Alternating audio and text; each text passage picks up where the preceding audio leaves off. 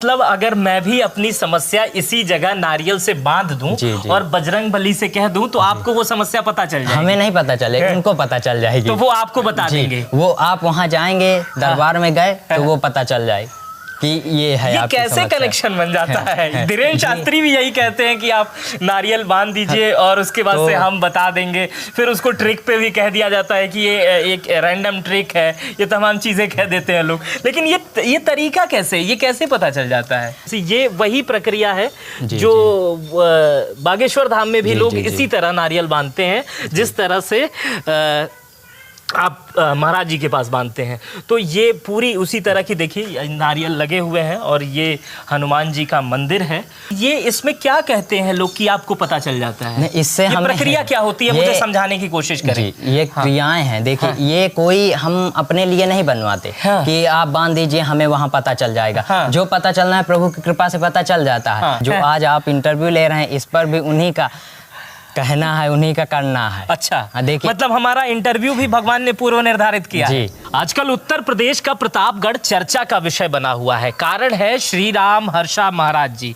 ये महाराज जी बिल्कुल चमत्कारिक हैं, तमाम चमत्कार है इनके पास। तमाम लोग आते हैं और समस्या का समाधान करके चले जाते हैं। कैसे करते हैं ये चमत्कार? क्या धीरेन्द्र शास्त्री जो मध्य प्रदेश में है जिस तरह से उनके चमत्कार होते हैं, क्या उसी टाइप के ये चमत्कार हैं?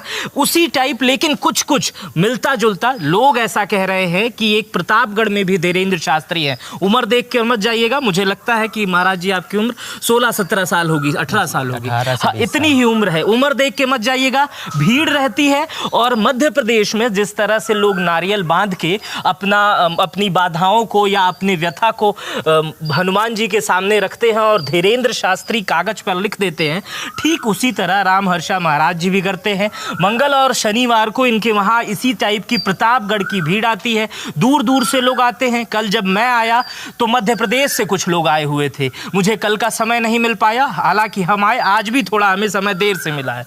लेकिन आज हम महाराज जी से बात करेंगे, उन तमाम तर्कों पर बात करेंगे कि तर्कों में कितनी सच्चाई है, ये सब चीज़ें आखिर कैसे हो सकती है, विज्ञान इस पर कितना खरा उतरता है, विज्ञान कितनी जवाबदेही देता है, क्या किसका इलाज, क्या सचमुच भगवान इस तरह का कारनामा करते हैं, या 16 साल 17 साल जिन्हें मैं अपनी कम उम्र से कहूँ, लोग महाराज जी कहते हैं तो मैं भी महाराज जी कहता हूँ, क्या कोई इस तरह के व्यक्ति इस तरह का चमत्कार कर सकते हैं? इन्हीं से बात करेंगे। लेकिन महाराज जी ये बताइए, ये पहले तो प्रणाम आपको, बहुत बहुत स्वागत है आपका हमारे चैनल में। कब से ये चीज़ें शुरू की आपने? जी, ये हमने नहीं शुरू की, ये प्रभु की कृपा है जो प्रारंभ हुई।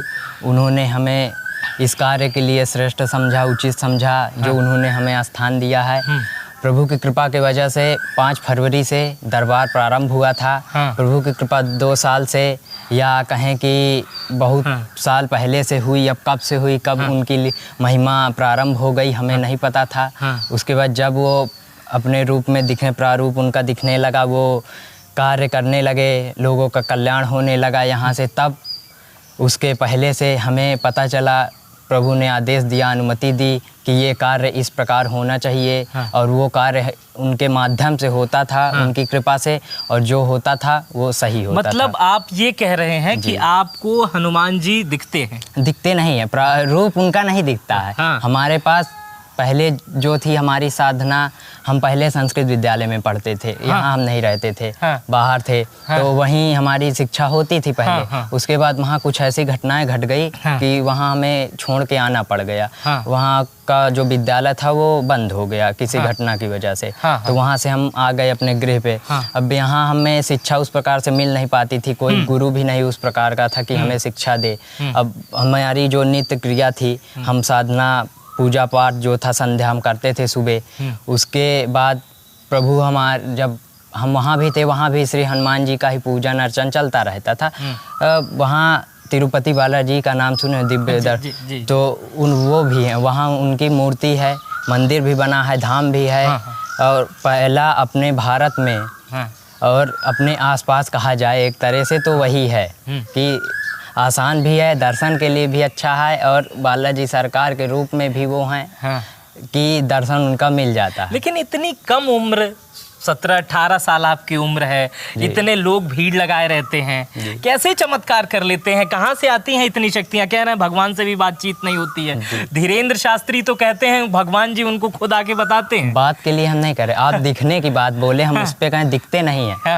अदृश्य रूप से बातचीत होती है कि मतलब जो भगवान से आपकी बातचीत होती है अदृश्य रूप से। जी। भगवान आपको इंस्ट्रक्शन देते हैं। इंस्ट्रक्शन वही देते हैं जो आज आप इंटरव्यू ले रहे हैं, इस पर भी उन्हीं का कहना है, उन्हीं का करना है। अच्छा, देखिए मतलब हमारा इंटरव्यू भी भगवान ने पूर्व निर्धारित किया जी, जो हो रही हैं घटनाएं वो भी पूर्व निर्धारित। अब हम सोचते हैं ये घटना देखिए कुछ होना है कार्य, एक उदाहरण के तौर पे आपका इंटरव्यू होना, अब मानो हम भी हैं साधारण से, आपसे हम कुछ नहीं है उनके समक्ष, ठीक, आपके समक्ष भी हम कुछ नहीं है, तुच्छ से सेवक हैं।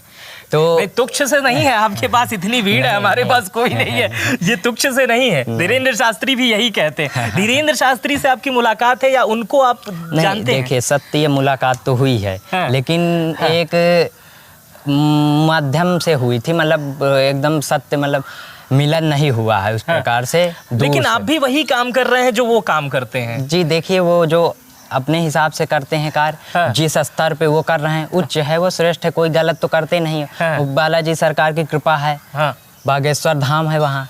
कई लोग इस चीज को नकार देते हैं कि ये एकदम झूठ है, ये एक ट्रिक है। जैसे एक सुहानी शाह है, वो जादूगर हैं, और मैं भी मैं साइकोलॉजी का विद्यार्थी हूँ, तो मुझे भी हिप्नोटिज्म के विषय में तमाम चीजें पता है, और कैसे किसी के मन की बात जानी जाती है, कैसे चीजें की जाती है। इस पर आपकी क्या प्रतिक्रिया है? जैसे उन पे भी बहुत सारे आरोप, जैसे भक्तों की संख्या नहीं, अभी बिहार में गए थे हम लोग, गए थे 10 लाख लोग थे, तमाम लोग उनकी मृत्यु हो गई, लोग इतने ज्यादा मिलने आ रहे हैं उनसे। अब कोई चमत्कार है तो ही आ रहे हैं। अब आपके पास इतने लोग आए हुए हैं तो निश्चित रूप से कुछ तो आपने कल्याण हो रहा है, किया होगा, तो लोगों की ये आस्था है। लेकिन विज्ञान इस पर खरा नहीं उतरता है। विज्ञान कहता है ये झूठ है, ये पाखंड है, आप झूठ बोलते हैं। देखिए विज्ञान जो है वो अपनी शिक्षा के ऊपर निर्धारित है, जो उनके पास है वो अपना करते हैं, दिखाते हैं। अब जिस प्रकार अब जो उनके पास शक्तियाँ हैं, कृपा है, उसे शक्तियाँ ही देख सकती हैं, कृपा ही देख सकती है जिसके पास है, या जो समझने वाला व्यक्ति है कि हाँ सत्य है कि गलत है।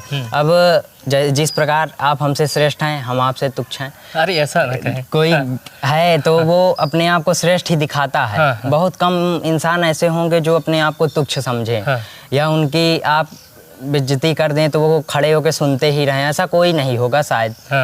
वो जवाब देने में ज़्यादा सक्षम होते हैं, सुनने में सक्षम नहीं। तो उसी प्रकार से विज्ञान भी है, वो भी अपने आप को श्रेष्ठ समझता है। वो भी है, ऐसा नहीं है। शिक्षा के स्तर, जो शिक्षाएं हैं, विज्ञान जो बना है आपका, वेद ही पुराण ग्रंथ से ही आधारित है, उसी से निकला हुआ है, कहीं बाहर से नहीं आया है।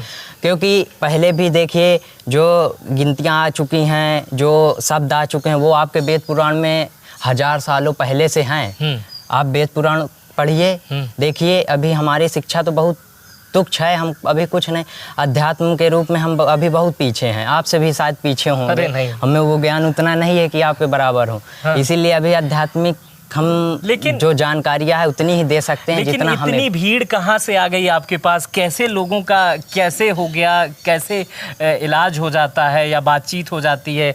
और ये मैं दिखाना चाहूँगा आपको, आपके माध्यम से। ये वही प्रक्रिया है जो बागेश्वर धाम में भी लोग इसी तरह नारियल बांधते हैं, जिस तरह से आप महाराज जी के पास बांधते हैं। तो ये पूरी उसी तरह की, देखिए नारियल लगे हुए हैं, और ये हनुमान जी का मंदिर है। तो महाराज जी यही नारियल से काम चल जाता है भक्तों का? जी, भक्तों का देखिए क्या है कि पहले जो प्रभु की कृपा हुई, तो प्रभु का यही आदेश था, अनुमति थी कि धाम की स्थापना होगी, धाम बनेगा और दरबार लगेगा, लोगों का कल्याण होगा, जन सैलाब इतना उमड़ेगा कि जगह नहीं बचेगी। अब जो नारियल चुनरी के विषय में है, उसके लिए एक ये विधि होती है कि आप नारियल चुनरी बांध देते हैं, तो उसके बाद नारियल चुनरी बांधना बहुत बड़ी बात नहीं है। यही नारियल चुनरी लोगों ने जो बांधी है, ये लोग अपने आप बांध के चले जाते हैं। बिल्कुल अपने आप आप देख सकते हैं। मैं देख रहा हूँ, मैं देख रहा हूँ। और ये इसमें क्या कहते हैं लोग कि आपको पता चल जाता है? इससे हम प्रक्रिया क्या होती है, मुझे समझाने की कोशिश करें। ये क्रियाएं हैं, देखिए ये कोई हम अपने लिए नहीं बनवाते कि आप बांध दीजिए हमें वहाँ पता चल जाएगा। जो पता चलना है प्रभु की कृपा से पता चल जाता है। वो जब हम दरबार में रहते हैं तो लोग हमारे समक्ष जब आ जाते हैं तो अभी हमारी प्रारंभिक स्थिति है, आप जाने 5 फरवरी से दरबार कोई बहुत दिन तो हो गए सालों। हाँ, फिर भी जो उनकी कृपा है उस प्रकार से वो करते हैं। तो वहाँ जब समक्ष हमारे लोग जाते हैं तो ये पता चलता है उनकी क्या समस्या है, किस लिए वो आए हैं, क्या उनको चाहिए, किस कल्याण हेतु यहाँ आ चुके हैं। तो ये पता चलता है। तो वही पर्चे में लिखा जाता है, प्रभु कृपा से लिख दिया जाए कि ये आपकी समस्या है। और नारियल चुनरी की बात रही, ये एक क्रिया के रूप में प्रभु के लिए बांधा है कि प्रभु के पास आपकी अर्जी लग जाए। आप हमसे नहीं मिल सकते तो नारियल चुनरी बांधिए, प्रभु से विनती कर लीजिए, जो आपकी समस्या है वो पूर्ण हो जाएंगे। तो मतलब अगर मैं भी अपनी समस्या इसी जगह नारियल से बांध दूं और बजरंग बली से कह दूं तो आपको वो समस्या पता चल जाएगी? हमें नहीं पता चलेगा, उनको पता चल जाएगी। तो वो आपको बता देंगे? वो आप वहाँ जाएंगे, दरबार में गए तो वो पता चल जाए कि ये है। ये कैसे कनेक्शन बन जाता है? धीरेन्द्र शास्त्री भी यही कहते हैं कि आप नारियल बांध दीजिए और उसके बाद से हम बता देंगे। फिर उसको ट्रिक पे भी कह दिया जाता है कि ये एक रैंडम ट्रिक है, ये तमाम चीजें कह देते हैं लोग। लेकिन ये तरीका कैसे, ये कैसे पता चल जाता है? देखिए, ये उनकी कृपा है। अब ये तो हमें भी नहीं पता कि नारियल चुनरी बांधने से पता चल जाता है कि नहीं पता, क्योंकि हम देखें कि कोई नारियल चुनरी बांधता नहीं। सबसे जरूरी है दर्शन। आप आइए। पहले क्या होता था, जब प्रारंभिक हुआ था तो लोग आते थे, दरबार चलता था तो दरबार हम संयम नियम से चलाते हैं। श्री राम दरबार मर्यादा में चलना चाहिए, मर्यादा भंग ना हो। तो पहले लोग आते थे तो भीड़ इतनी लगा लेते थे कि यहाँ से वहाँ तक पूरा भरा रहता था और एक एक नहीं आते थे, सब आके इकट्ठा सुनते भी नहीं थे। अब जो हमारे सेवादार हैं वो लगे रहते थे। अब वो उतनी ही सेवा दे सकते हैं जितना वो सक्षम है। अब हम यहाँ किसी को ये नहीं कि हाथ आप लगाइए, कि स्पर्श कीजिए, दूर से जो कहना है करना करिए आप। तो भीड़ संयम नहीं रहती, अव्यवस्था फैलने लगी थी। तो हमने नियम बना दी, प्रभु की कृपा से, आज्ञा से नियम बन गया कि आप वहाँ रहिए, नाम अंकित करवाइए अपना रजिस्टर में। नाम अंकित जिस दिन हो रहा है, जिस दिन आपको बताया जा रहा है कि इस दिन आप आइए, आपका क्रमांक है, आप उस दिन आइए, अर्जी आपकी लग जाएगी। तो लोग आते हैं, अर्जी लगती है। अब अंदर जाते हैं तो पता चलता है, प्रभु की कृपा से पता चलता है। हमें ये नहीं पता रहता कि किस प्रकार पता चल रहा है क्या हो, बस पता चल जाता है कि उनकी कृपा है, वो बता देते हैं कि ये है। मतलब वो सारी चीजें बता देते हैं, मन में आ जाती है। आपके मन में? हाँ, मन में जो गलत है। अब मुझसे मिलने के बाद आपके मन में क्या आया? चलिए यही प्रश्न पूछ लेता हूँ। ये तो पता चला आपसे, हम जब प्रथम बार मिले थे प्रथम बेलम, तो यही पता चल गया कि आप अध्यात्म से जुड़े हैं। आपके पास कुछ ना कुछ ज्ञान आभास है, ये हमें पता चला, एहसास हुआ। क्योंकि देखिए, अभी हमारी प्रारंभिक स्थिति है तो हम इतना डीप में नहीं जाते कि गहराई में चले जाएं, आपका नाम, गांव, पता सब बता सकें। आपकी हम समस्या बता देंगे, जो जिस लिए आप आए हैं, कष्ट है आपका, वो पता चल जाए। कल्याण होगा कि नहीं होगा ये भी बता दें। हाँ, इतना भी बता देंगे। ठीक है, मैं अपनी समस्या लेकर आपके सामने जरूर आऊंगा। और इंसान अगर धरती पे आया है तो उसकी तमाम समस्याएं भी होती हैं, सबकी समस्याएं हैं। मुझे ख्याल से अगर आपकी भी समस्या कुछ होगी। हमारी क्या समस्या? कुछ नहीं है हमारे लिए, प्रभु है कि बस यही है कि लोगों का कल्याण हो सकता है कि आप कहीं अर्जी लगाने तो नहीं, आप इन्हीं से अर्जी लगाएंगे कि आपसे हम सत्य कहें तो हम प्रभु से भी अपनी अर्जी नहीं लगाते। किस चीज की कमी है जो अर्जी लगा दें? क्या चाहिए? देखिए, जो उनकी कृपा है उसके समक्ष हमें कुछ नहीं चाहिए। ये जीवन का काल चक्र है, ये चलता रहता है।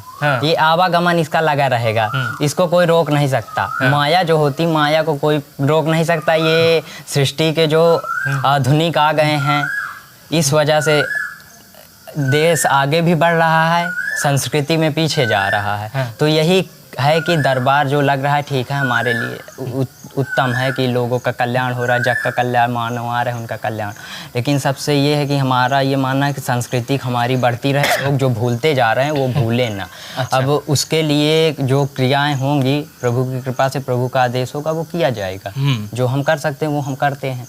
धीरेन्द्र शास्त्री जो है वो हिंदू राष्ट्र बनाने के लिए बहुत कर रहे हैं, आप भी कुछ उसी टाइप का है कर रहे हैं? देखिए, सबसे पहली बात आपको ये कि हम कोई धर्म के नाम पे यहाँ धंधा नहीं करना चाहते कि हम माइक लेके शास्त्री धर्म के नाम नहीं धंधा नहीं कर रहे। वो जो कार्य कर रहे हैं उत्तम है, वो अपने स्तर पे कर रहे हैं। वो उनका कार्य है, उसके लिए हमसे उनसे कोई नहीं मतलब। धीरेन्द्र शास्त्री जी जो हैं वो हैं, वो उनको जो शिक्षा दीक्षा दी गई, जो मिला है वो अपने स्तर पे का, जो उनके समझ में, जो उनको आदेश मिलता है। मतलब आप किसी से इंटरफेयर नहीं कर, आप हमारा जो हमारा कार्य हम अपना करते हैं। हिंदू राष्ट्र को लेकर क्या सोचते हैं आप? हिंदू राष्ट्र तो ये है कि देखिए कोई किसी का ये हक नहीं है, हिंदू राष्ट्र किसी का हक नहीं है कि आप ये कोई मुद्दा उठा देता है कि ये आपका है, ये नहीं है।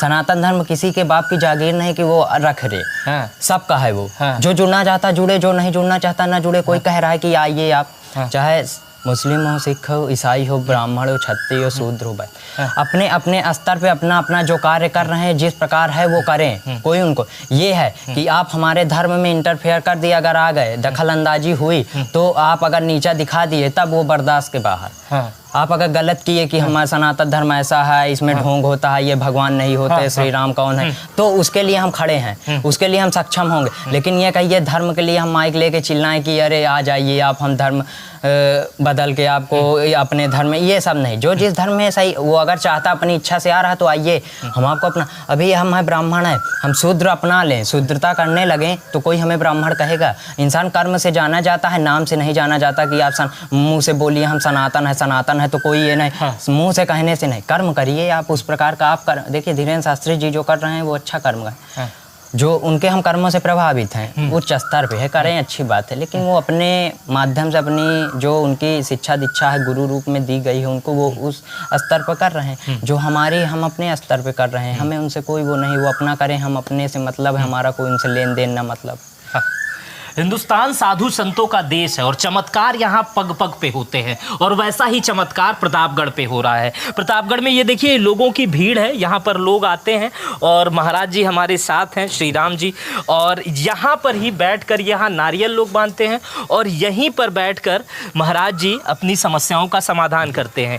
अपनी नहीं, दूसरों की, माफ़ कीजिएगा, दूसरों की समस्याओं का समाधान करते हैं, और यही उनका दरबार होता है। और यहीं पर एक एक करके डॉक्टर की तरह आप बुलाते हैं। महाराज जी पूजा कर रहे हैं, मुझे लगता है कि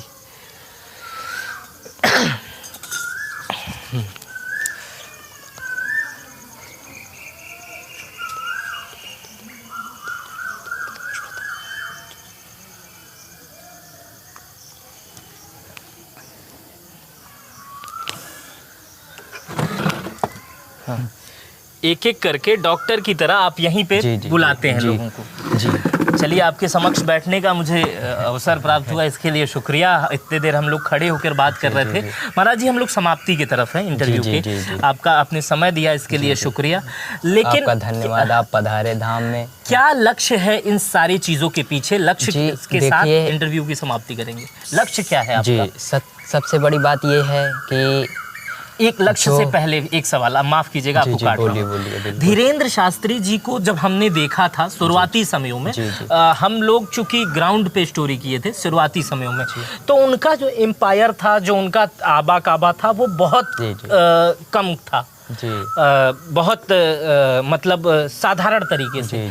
अब वो एक प्राइवेट विमान में चलते हैं, प्राइवेट हेलीकॉप्टर में चलते हैं, तमाम चीज़ें, ये सारी चीज़ें देखी थी। तो एक अचानक एक ग्लोबल एनवायरनमेंट उनका बढ़ा, वो तेजी से बढ़ गए। क्या इस आपका लक्ष्य भी वही है कि उतनी ही तरह सेवा करना, हेलीकॉप्टर में चलना, ये तमाम चीजें? मैं लक्ष्य इसीलिए पूछ रहा हूँ ना, हमें हेलीकॉप्टर में चलना। 10 साल बाद जब ये इंटरव्यू, जब आप हेलीकॉप्टर से चलेंगे तो ये इंटरव्यू तब भी चलेगा कि हमने ये इंटरव्यू किया था। नहीं देखिएगा ना, हेलीकॉप्टर से चलना है, क्योंकि मैंने अपने सामने बहुत नेताओं और हेलीकॉप्टर से चलते देखा है, साइकिल से। जी, साइकिल से हेलीकॉप्टर तक जाने के लिए कार्य चाहिए, मेहनत चाहिए, कर्म चाहिए। आप देखिए, सत्य कर्म कीजिए, जाइए। अब ये कहिए किसी का आप पेट काट के या किसी से लेके रहें तो वो नहीं। हम ना किसी से कुछ मांगते हैं ना कुछ लेते हैं। जो यहाँ है सब संपूर्ण रूप से निःशुल्क है, जो हम सेवा दे सकते हैं। हम ना हेलीकॉप्टर से चलेंगे कभी भी, आपको बता रहे हैं, कभी भी नहीं चलेंगे। ये रिकॉर्डेड है महाराज, रिकॉर्डेड। हाँ, 10 साल बाद आप हमसे मिलिएगा, अगर हम आपको हेलीकॉप्टर में मिल जाएं तब आप बताइएगा। खुद का भी कुछ हो तब भी आप बताइएगा। जो होगा, जो हमारे पास रहेगा, जो हमें मिलेगा, वो सब प्रभु की सेवा में, भक्तों की सेवा में, जग कल्याण के लिए हम लगा देंगे। हमें कुछ नहीं चाहिए, बस ये चाहिए कि लोग निष्क्रियता ना फैलाएं, जो कार्य है वो ना हो, गलत कार्य जो हो रहे हैं अपनी संस्कृति की ओर बढ़ें। हमारा कोई ये विशेष लक्ष्य नहीं है कि हम धर्म के नाम पे धर्म को उठाएं बढ़ाएं, ये नहीं, लेकिन यह है कि कहीं ज़रूरत पड़ गई हमारी धर्म के लिए, हम आपको खड़े मिलेंगे। ऐसा नहीं कि भागते दिखें, खड़े रहेंगे, चाहे जिस प्रकार हो, चाहे प्रांगण में, चाहे भूमि में, चाहे युद्ध के लिए किसी भी प्रकार का हो, सबके लिए सक्षम है। इतना उनकी प्रभु की कृपा है कि उन्होंने इतना सक्षम बना दिया है कि किसी कार्य के लिए पीछे नहीं है, वो उतना करेंगे। अब आप कह रहे हैं धीरेन्द्र शास्त्री जी की बात की, वो चार्टर्ड प्लेन से चलते हों या प्राइवेट से चलते हों, वो उनकी क्रियाएं हैं, वो उनका स्तर है, वो चल रहे हैं, कोई वो नहीं। आने देखिए, एक स्थान पे आप बैठ के कोई कार्य नहीं कर सकते, आना जाना है। अब आप कहिए आप अपने स्थान पे बैठ के इंटरव्यू कर लें, सबका तो नहीं हो सकता, आपको भी आना जाना पड़ेगा। तो उसी प्रकार से हमें आवागमन करना पड़ेगा, लेकिन किस प्रकार करना है वो निश्चित करता है। हम प्लेन से तो नहीं, पैदल अगर हुआ तो हम पैदल अति उत्तम समझते हैं कि पैदल जाएं, जैन मुनि लोगों की तरह। बिल्कुल, वो लोग पैदल यात्रा करते हैं। जी बिल्कुल, पैदल जरूरी है कि हम पैदल जाएं, लोगों के पास पहुँचें, भक्त हमारी बातें सुने, संस्कृति की ओर बढ़ें, धर्म को ना भूलें, धर्म के साथ खड़े रहें। क्योंकि आज के जो नवयुवक हैं, देखिए कुछ तो हैं, ठीक है, अच्छी बात है, अपने धर्म के साथ खड़े हैं, संस्कृति में हैं, कुछ हैं कि संस्कृति को भूलते जा रहे हैं। देखिए नवयुवक और जो माता पिता हैं वो भी एक ने है, धर्म की ने, कि अगर आप हिल गए तो वो धर्म भी आपका हिल गया। जिस प्रकार दीवार ने हिली, दीवार भी हिल जाती, गिर जाती, उसी प्रकार धर्म की आप ने है। धर्म किसी का मोहताज नहीं है कि आप कुछ कह दिए तो हिल जाएगा, ऐसी बात नहीं। धर्म अपने लिए इतना सक्षम है कि वो खड़ा रह सकता है। अगर धर्म कभी हिला तो उसके लिए साक्षात भगवान अपने रूप में आ जाते हैं। अब कब आ जाएं, किस प्रकार आ जाएं, कोई ये समझ नहीं सकता, ना बता सकता है। अब ये कि हम अपने तरफ से जितने सक्षम हैं, जिस व्यवस्था को दे सकते हैं, जो कर सकते हैं, हम भक्तों के लिए करेंगे। और जो आ रहे हैं यहाँ लोगों, जग का कल्याण हो, केवल हम यहाँ मानव मात्र के लिए बैठे हैं। और फीस क्या लेते हैं महाराज जी आप? कोई फीस नहीं है, निःशुल्क है। फीस ये है कि विश्वास, निष्ठा, प्रेम होना चाहिए, बस यही हमारी फीस है। आप विश्वास बनाइए। देखिए यहाँ हम किसी को बुलाते नहीं कि आप आइए दर्शन करिए, या ये नहीं, आप अपनी इच्छा से आ रहे हैं, विश्वास से आ रहे हैं, विश्वास बना के आइए, प्रेम से आइए, प्रभु से जुड़िए। प्रभु कुछ मांगते नहीं, उनको धन दौलत कुछ नहीं चाहिए, वो स्वयं आपको दे रहे हैं, आप कौन होते हैं देने। उनको प्रेम चाहिए, भाव आपका होना चाहिए कि आपका भाव किस प्रकार उनसे जुड़ता है, ये महत्व रखता है। हृदय से हृदय जोड़िए। देखिए हनुमान चालीसा पढ़िए आप, दिन में कुछ नहीं तो 108 बार पढ़िए, या और पढ़ सकते हैं और पढ़िए, 200 बार 300 बार पढ़कर देखिए क्या ज्ञान, आनंद की अनुभूति होती है, ज्ञान मिलता है उनसे, जुड़ते किस प्रकार आप हैं। तो ये होता है। और हमारा कोई विशेष ये नहीं है कि हम अपने लिए कुछ करें, हमें कुछ नहीं चाहिए, बस जग के लिए चाहिए। संस्कृति को हम बढ़ाना चाहते हैं, बस कि लोग अपनी संस्कृति ना भूलें, धर्म को ना भूलें। जो हम कर सकते हैं दूसरों के लिए, हम करने के लिए सक्षम रहेंगे। वो व्यवस्था सब दूसरों के, हमारे लिए कुछ नहीं। आप आइएगा तब भी, जैसे अभी आप हम हैं इसी प्रकार। अब कई लोग आते हैं, कहते हैं महाराज जी हम घर बनवा दें, कमरा बनवा दें, वहाँ दरबार। हम कहें नहीं, संस्कृति हमारी होनी, हमारी कुटिया सबसे अच्छी है। हम यहाँ बैठे रहते हैं, धूप हो जाए, पंख आप देख लीजिए, पंखों का कुछ नहीं आपको मिलेगा, केवल आध्यात्मिक जो है। अब जो कह देते हैं भक्तगण हमारे सेवा कि हम ये करना चाहते हैं, तो उसके लिए पहले हम विचार करते हैं कि सत्य है कि सही है कि नहीं है, प्रभु से आज्ञा लेते हैं, उसके बाद हम कराते हैं। ये नहीं वो कह दिए तो हाँ ठीक है, हमें कुछ नहीं। जो करना आप प्रभु के लिए कीजिए। हम जो कर सकते हैं, ऐसी भी लगेगी, कार भी आएगी तो प्रभु के लिए, उसमें प्रभु विराजमान दिखेंगे आपको, हम नहीं दिखेंगे कभी। हम जमीन पे, हम अपनी माता से जुड़े रहेंगे। हमें माँ चाहिए, धरती माँ चाहिए, हमें कोई प्लेन कार ये सब नहीं चाहिए। माँ हमारी रहे बस, हम माँ के पास हैं, माँ की गोदी में बैठे, इससे ज़्यादा क्या चाहिए। तो यही है बस। कदम कदम पर विचार बदल जाते हैं, जितने साधु उतने विचार। हमारे साथ श्री राम हर्षा महाराज जी थे, और महाराज जी की उम्र बेहद कम है, लेकिन भीड़ इनके पास खूब है। यहाँ पर भी दरबार लगता है प्रतापगढ़ के, उत्तर प्रदेश के प्रतापगढ़ में, माफ़ कीजिएगा, एक दरबार लगता है मंगलवार और शनिवार को। इस दिन बहुत सारे लोग अगल बगल के आते हैं, दूर दूर से भी आते हैं। कल मेरे सामने एक मध्य प्रदेश के व्यक्ति आए थे, मैंने शुरुआत में इसका जिक्र किया था।